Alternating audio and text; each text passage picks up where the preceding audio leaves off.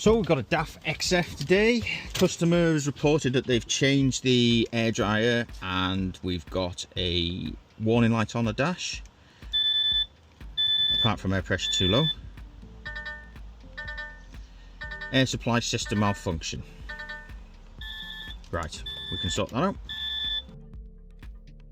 So what we're going to do today is copy the parameters from one truck, which will be our donor truck, and then we're going to put them into this truck over here, which is the one that needs the APU programming. So we'll get jaltest plugged into this now and get started. So we get our VCI plugged in now to this donor truck.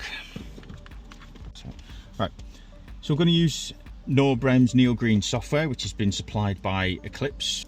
So we're going to use the jaltest link, which is available to us here. From here we can go to Toolbox, and we'll be replacing the air dryer on EAC2.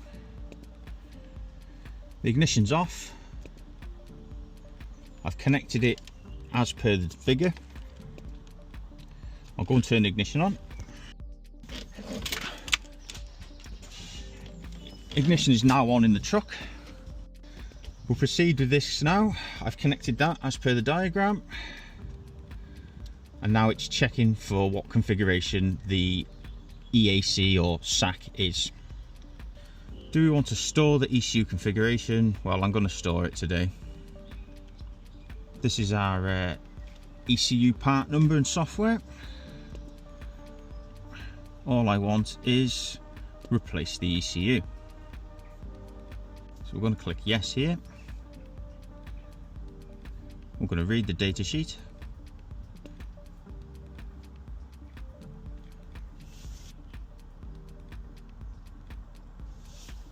I'm going to press continue,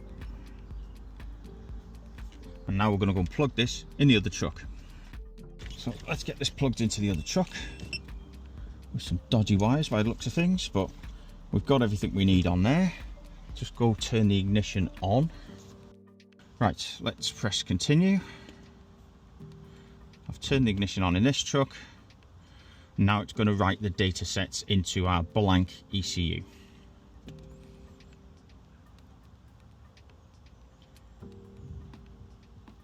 So now I've just mirrored the data from one donor truck into this truck because the EAC ECU was damaged. We'll press continue.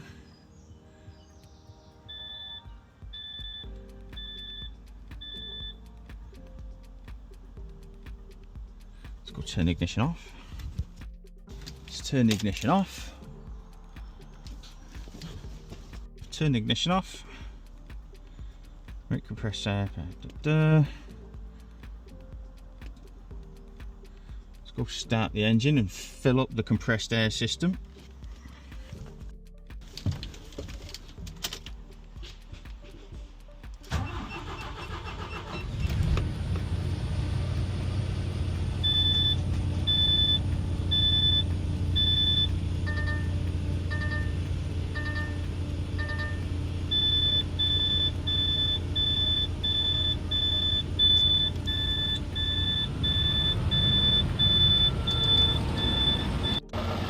So the truck's just blown off now. Plenty of air in the air tanks. We'll switch this off as per what jaltest has suggested. We'll turn the ignition back on because I think that's what it's going to ask for next. Right. We've stopped the engine, we've checked it for leaks. We've turned the ignition back on. It's resetting the ECU. It's reading the fault codes. Reset the cartridge.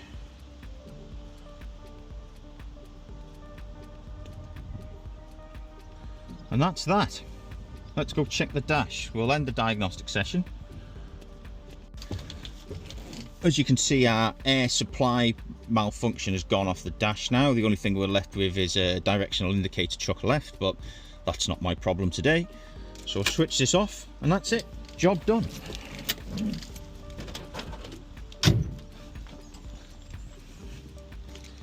Sorted. I'd say so, Dad. Right.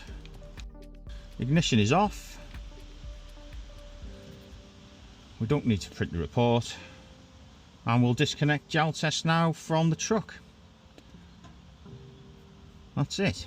That'll do. Well, we're in Stockport today and it's Sunday. Yay! Well, isn't this a funny looking DAF? Let's see what we're dealing with here.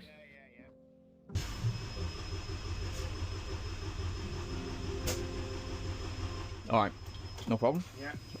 If I was an OBD socket, where would I be? There. That was easy enough.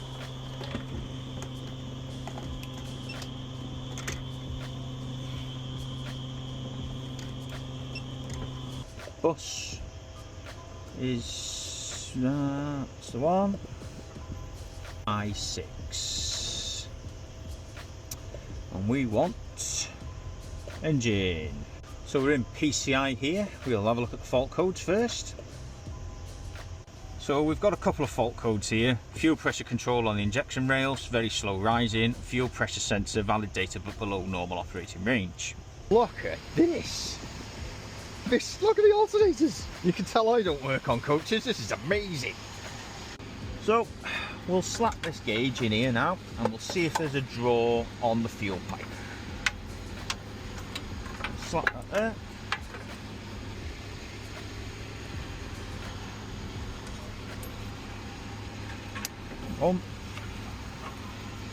Got a non-starter today basically, and I've just put the fuel gauge in here now and we're going to see if there's a draw in a negative value on the fuel pipe. Seeing as the fuel gauge had no negative draw on it, I'm just checking the filter here, as a potential blockage could result in no fuel actually getting through.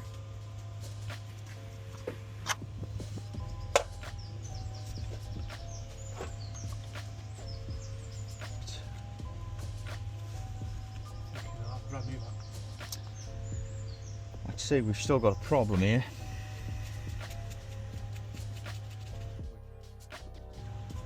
I'll go get some brake cleaner on this. Yeah, I thought it looked new. I'm just trying to eliminate and not let anything out. Yeah. Pick him out of it. It's the cost involved with it though, isn't it? Oh yeah, absolutely, yeah. So I just think I'd rather get somebody fucking know what they're doing now. Yeah. So the plan is, I've left my fuel gauge in here. I'm going to blow out, you can see that's not that much dirt in there to be honest. We're going to blow the fuel supply pipe out now through the cab.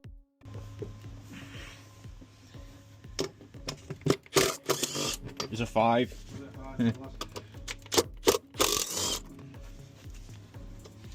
One to go.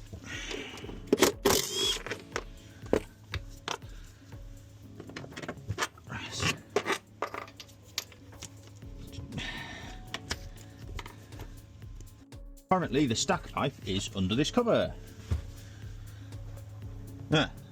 Not the same as a DAF. So we'll blow out the fuel pipe now off the stack pipe. Hopefully not fill the coach full of diesel. And we'll see what happens from here.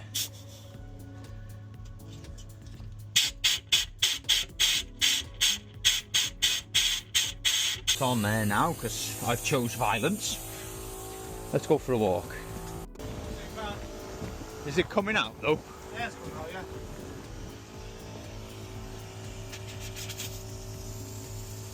Ah, there's a hole. Hey? There's a hole. Ah. Right. That's why it won't start. Fucking airy. Because this pipe's not on properly. Right.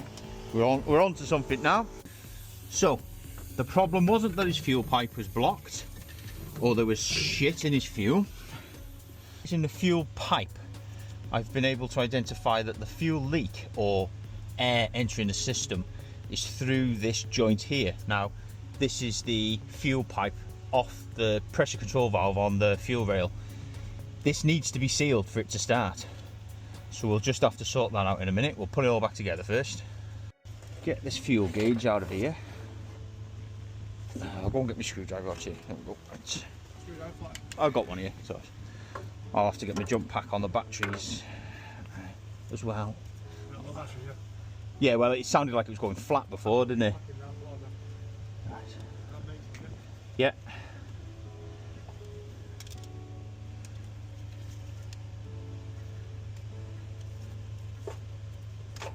Go. So let's get all this back together now. We won't be needing this blowgun or this, and we can put this fuel feed pipe back on here, and most probably put his breather pipe back on here as well.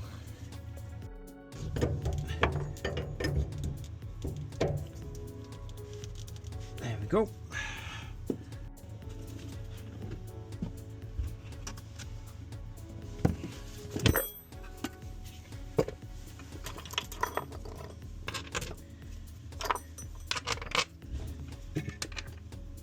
We'll put the R clip into the pipe so that doesn't come to pieces. We'll prime the fuel system now, then we'll try and start the truck, get it running, and then we'll let it leak back and see what happens. But that was definitely introducing air into the fuel system. So let's get this primed up.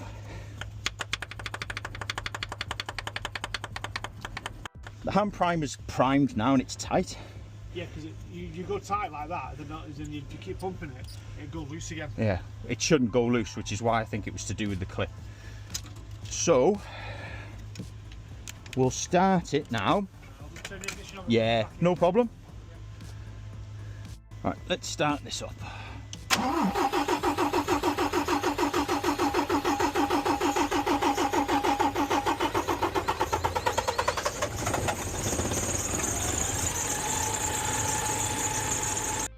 So I've just cleared the fault codes in it now. Key off, key on.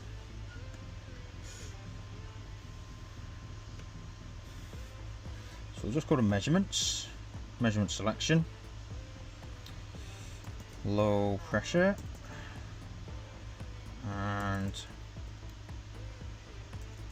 RPM, speed, engine speed. There we go. Let's see what this does now.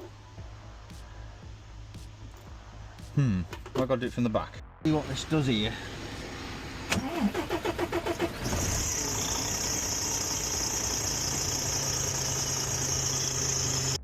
So it's Thursday.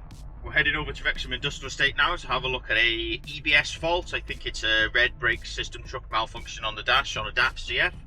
So we'll get down there now, see what's going on, get jaltest plugged in, and we'll go from there.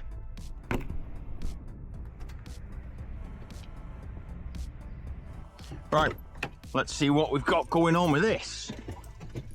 How are we doing? Amazing. Brake system truck malfunction. Right, let's get jaltest in it, see what's going on.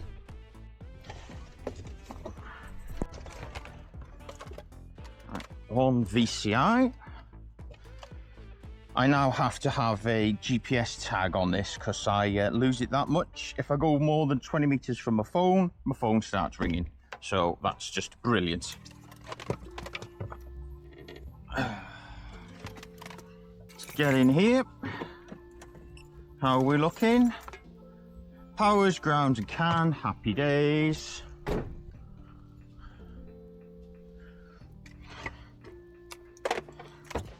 So as always, we'll start with auto VIN identification, model year 17, and we want brake system, which is EBS3.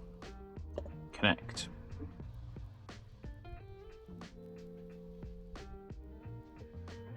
Into fault code reading. Okie dokie. So as you can see, we've got 7 errors in this ECU here. Failure memory system error, diagnostic lamp red. Now this has been brought on due to the fact that there's too many error occurrences of a particular fault. But the question is it the 59 instances of fault in CAN communication, or the issues with the wheel speed sensors on the additional axle left and right?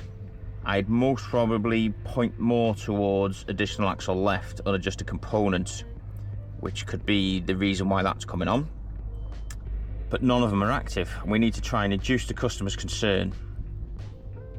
I think I'll have a quick look at the additional axle left and right wheel speed sensors, clear the faults, give it him back for a day to see if he can get any faults to come on the dash, and if so, we can then pursue that particular fault. But we'll just have a quick look at the wheel speed sensors, I think. Right, let's go stick our head under here and have a look at this brake disc. Usually the brake disc condition will give me a good idea of what could be going on with the ABS sensor and the pole wheel. Well, that doesn't look too good.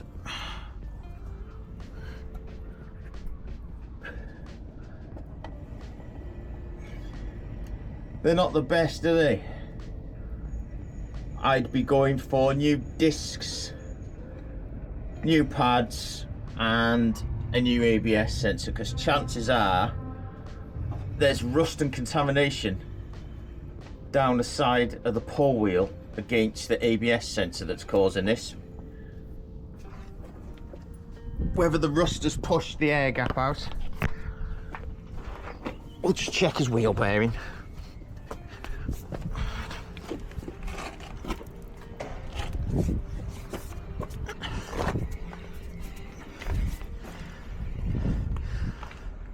Set of discs and pads. I think we'll go with that. So what we'll do for now is clear all the fault codes out of the ECU, give it back to the customer and just let him know he could potentially be having discs, pads, ABS sensors, pole wheels, because they're not in the best of condition, and we'll go from there. Yeah, well, when I get there, I'll give you a ring and we'll go from there, mate. So. All right, appreciate it. All right. Thanks a lot. See you in a bit, buddy. See you in a bit. See you, bye. Bye. So that was the next customer off to see now. So let's get on the bypass and get down to Chester Services. Chester Services. Right, let's go play Find a Truck. DAF XF 20 plates.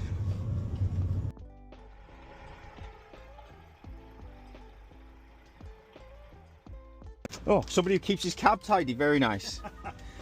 So yeah, at the moment we've got no warnings at the moment, but your engine management lights flashing like you say. They went out though. It is, I've checked it. Yeah, it's most probably the level, the float might be getting stuck in the header tank. So we're in EAS 4 now. Let's have a look what we've got going on in here. So the particulate filter efficiency is below the threshold. Particulate matter or soot quantity out of the established limit. That's the only fault that's in here at the moment. Yeah.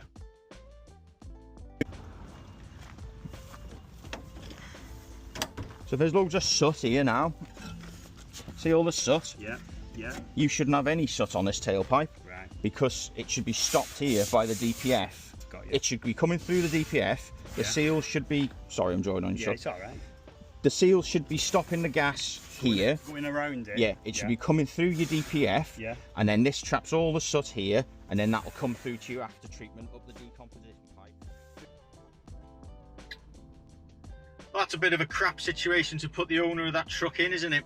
You change the DPF and then a week later, too much soot detected. The only thing I can think of off the top of my head is the DPF seals, really. So we'll have to get the DPF out now.